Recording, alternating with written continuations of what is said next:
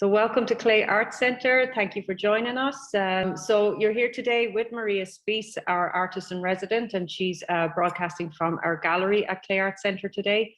If you don't know who we are, Clay Art Center is a nationally recognized nonprofit organization for the ceramic arts. We're located in Port Chester, New York, which is a little over 20 miles north of New York City. So I'm going to let Maria go ahead. I'm going to disappear off your screen and enjoy the conversation with Maria. Hi, everyone. Thank you for joining me. And thanks to NCECA for giving us this time slot. Hey, Carol. Hey, Sally. I'm going to start off this presentation with just a few images. So I'm going to share my screen first. And it's just like maybe 5 images of some work that still means a lot to me. And then I'll bring us back out of screen share to show you some current work on the table here. Also, I just want to point out Martha Grover's work behind me. This is not my work, but it's so beautiful and it's kind of the opposite of my work.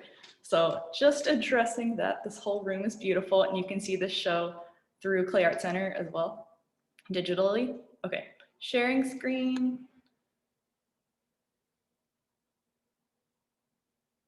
I'm gonna do this one.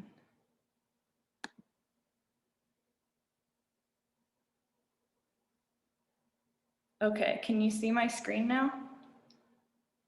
Good, yeah, just nod because I can't hear you.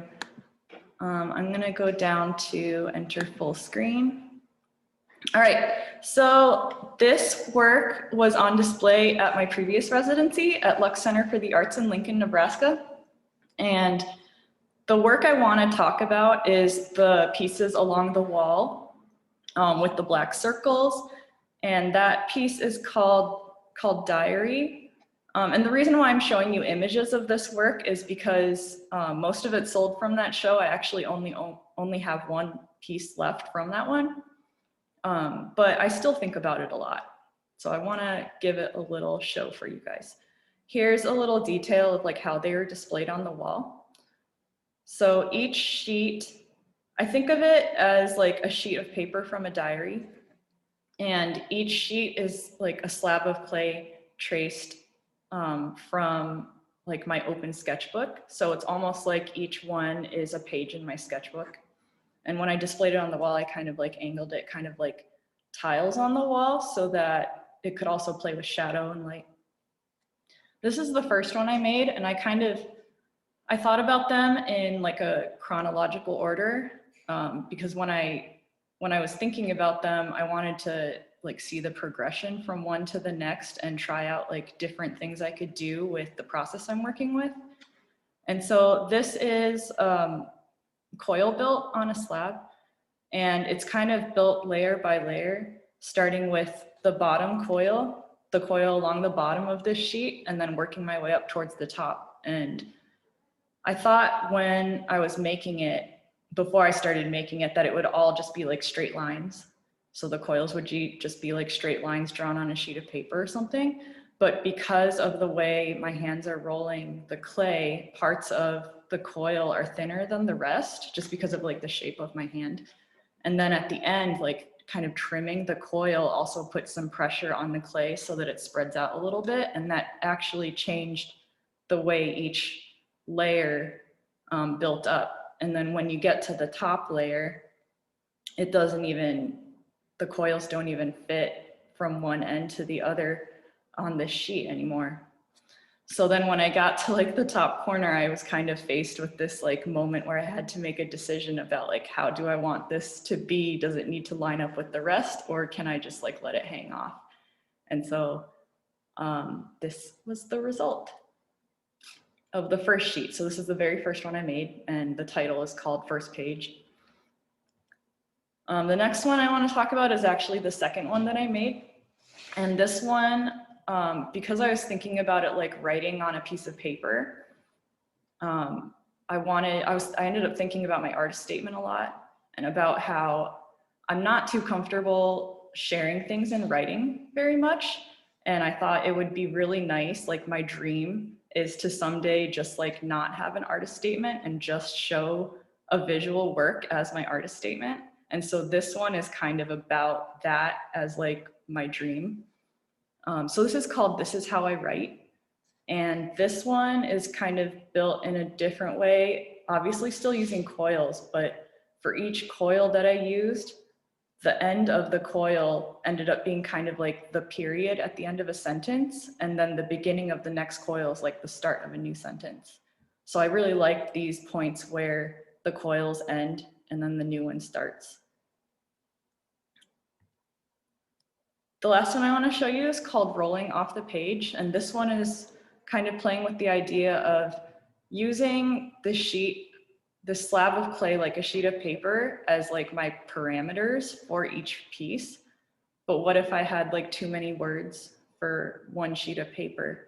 So at the top, when I ran out of space, I just wanted to keep building on it, and it ended up turning into this like, because it had nothing to graft to beyond the slab of clay, it could only like hold on to itself. So it ended up becoming this roll. And the reason why I'm showing you this one is because that roll at the top of the sheet is sort of where my current work kind of picks up. There are actually 7 pages in this diary, and this is just like the first 3 pages. And so this is the one that I kept actually, and the one that I look at sometimes, and it helps me think about my work. Okay, so that's it for screen sharing. I'm gonna stop the share and then angle this camera down a little bit.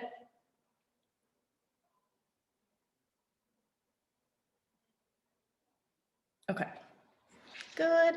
Okay, so here on the table, I actually have some examples of current work. And so I want to show you just a few things that I've been working on. I'm really interested in gestural forms. So I'm working a lot with porcelain still, and the same kind of like coil methods, but I'm figuring out how to like twist the clay in different ways so that I can come up with like different kind of wave forms. So this one is actually like glazed all the way around and coil built on both sides, which once it's twisted there, it's not really both sides anymore. It's kind of like all sides. And also I'm kind of enjoying playing with like the ends of coils that just kind of hang off and continue to like maybe attach to each other or just like hang free. This one actually kind of works in a set with another one. And this one is a very different form. So this one kind of looks like it has like a top and a bottom sort of. And this one's called Touch.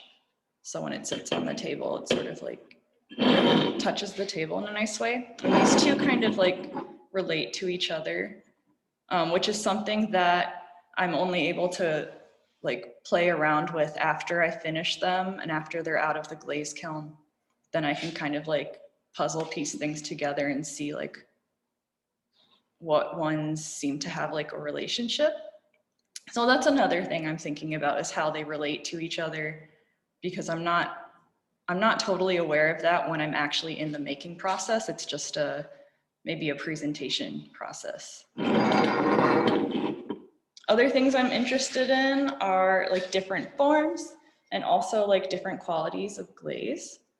So this one is more, it's like bowl-like. This was kind of a complicated one to fire. All of this kind of is looking very like wave and watery to me. This one's kind of like vortexy. It's called fast, wind, slow, because that's how vortexes are formed, when there's fast wind moving over slow. I'm also working with color a little bit now. This is the first piece that I've incorporated a little bit of color. And it's kind of like a big intimidating step for me. Most of my work is kind of like different tones of white.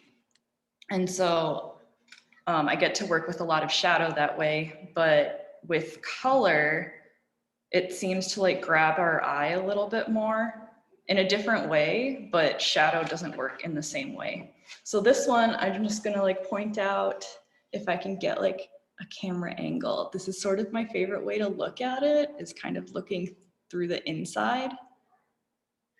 I'll just show like, it's kind of complicated. There, I like that side too. There's kind of a darkness in there. Those ends are nice. So this one, coil built all the way around, and then also on the inside. Another one, I'm gonna show you one more and then I'm gonna stop and I can like answer questions and stuff if there are any.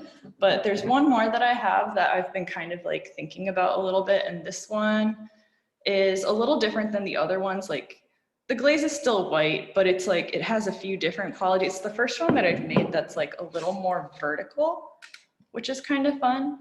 And to me, it also has kind of a backside, but I'm not really sure about that. It also has some voids in it. And also, something I didn't point out about the previous ones, the coils on the surface are made pretty smooth.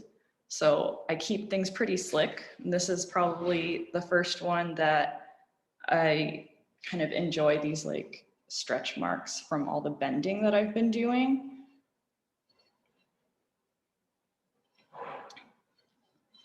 And that's just like part of the process, I guess. And it's kind of found throughout this one. So that's really all the work I want to show you on the table. If you have any questions, you can feel free to ask. And yeah, we can talk about things a little bit more if you want. Thank you. Thank you, Maria. That was excellent.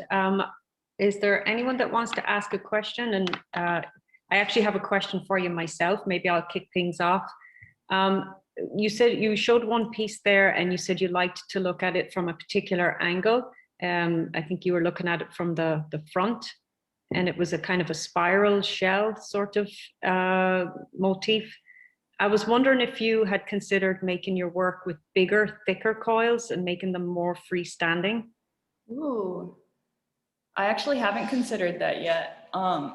There seems to be a lot of possibilities with this coil building process that I'm working with. And there are like some different things I have in mind too. And working like with smaller and larger coils is definitely something interesting to me, because that would change a lot of things about the form and like even how it bends and how it stands.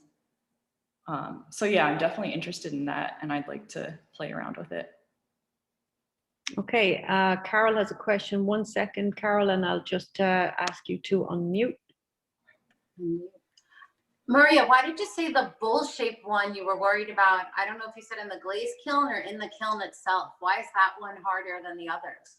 So, okay, so this bowl one, this was kind of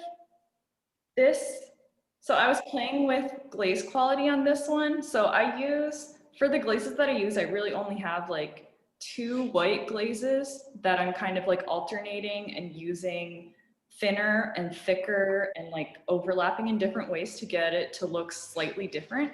This one is the first one that I glazed that was like extra thick glaze. So the runniness of it made it much more difficult. Right.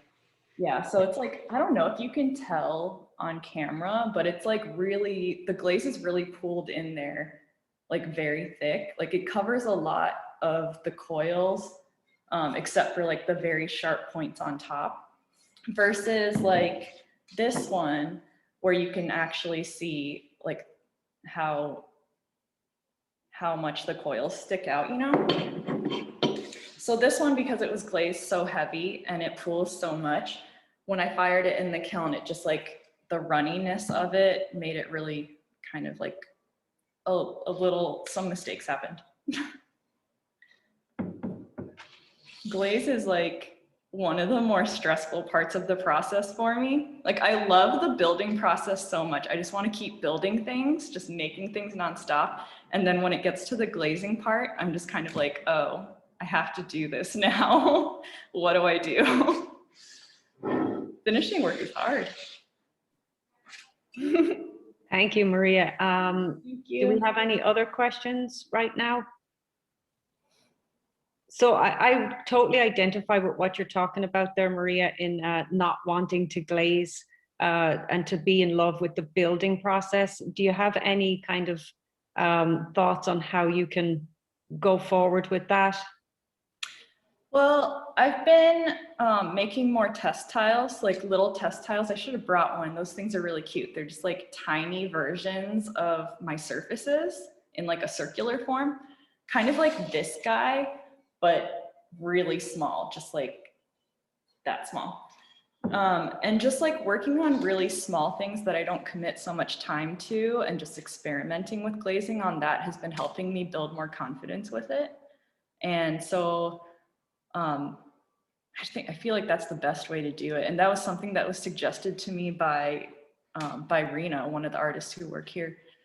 And that like kind of changed everything. So it was great. Sally has a question. So Sally, let me just unmute you and you can go ahead and ask your question. Yeah, I'm on mute. Hi, Maria. So the two that went like earlier, the flat two that together, have you thought about cast lights on them, shadow? Like what shadow would they cast? Ooh, yeah, so it depends on the angle of the lighting in the room. But yeah, that's definitely gonna, so the show that I'm gonna have here in June, that's when I'm gonna be playing around a lot with lighting. And it's kind of nice because like where the lights are hitting these right now, from the way I can see it at least, I can see like 3 layers of shadow because there's multiple lights on this. Yep. And that's like 3 layers of shadow on the table. And so that is definitely like an important thing I have to think about when I actually show the work. Yeah, because I think if we get the shadow and your texture, then you don't have to worry about your glazing color as much. Yeah. I do love the shadows like on the work, like as the coils kind of like, as the light hits it and you see like the dark side of the coil and the light of the coils. Really interesting. Good. Okay, thanks. Thanks, Sally. Yeah.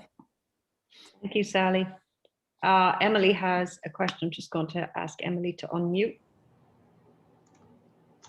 Hey, so it looks like you had added blue into your palette of colors and you tend to work in pretty muted colors. Are you considering any other sort of addition of color into your work?